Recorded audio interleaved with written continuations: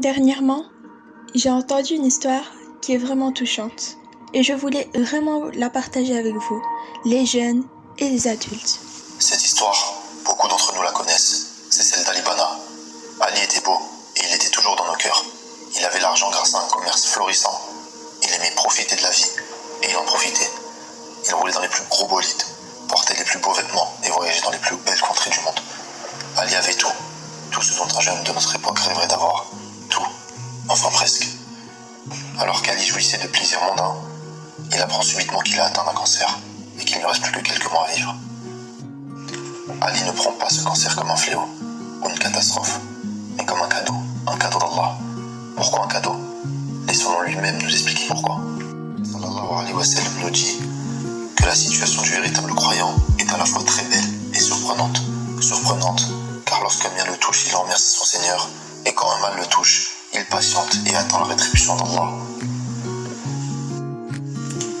Nous connaissons tous l'histoire du prophète Ayoub, des autres prophètes et pieux, atteints de graves maladies, de rudes épreuves, et qui ont patienté. Nous les connaissons au travers des livres. Ali pour nous la preuve actuelle et présente.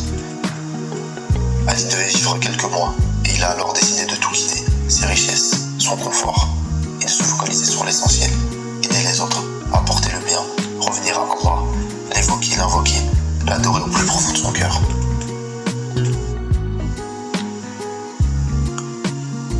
Ali a goûté à cette douceur de la foi, pour laquelle Ibn Taymiyyah disait « La foi que nous vivons dans nos cœurs. Par Allah, si les grands rois riches et puissants de ce monde savaient la saveur qu'elle détient, ils combattraient certainement avec toutes leurs forces armées pour pouvoir l'atteindre. » Ali n'était pauvre, il devait vivre 8 mois, il est resté plus de 2 ans à faire le bien autour de lui, à profiter de chaque seconde pour laquelle il était encore en vie, pour se rapprocher davantage de son Seigneur. Ali nous a quittés pendant ce mois béni du Ramadan. Laissons derrière lui un exemple à toute cette jeunesse en quête de chemin et d'exemple. Nous avons réussi à mettre la main sur l'une des dernières paroles alors qu'il était sur son lit d'hôpital. Ces paroles sont émouvantes et palpitantes, surtout lorsqu'on sait qu'elles datent de quelques jours avant sa disparition. Inshallah, all of you are having a blessed month of Ramadan and Allah accepts from us. Oh, inshallah, we should be very honored to be a part of this blessed month. Many of us have disappeared, Allah has taken our soul, and the remaining of us is giving us a chance to come back, turn to Allah, and get closer before it's too late.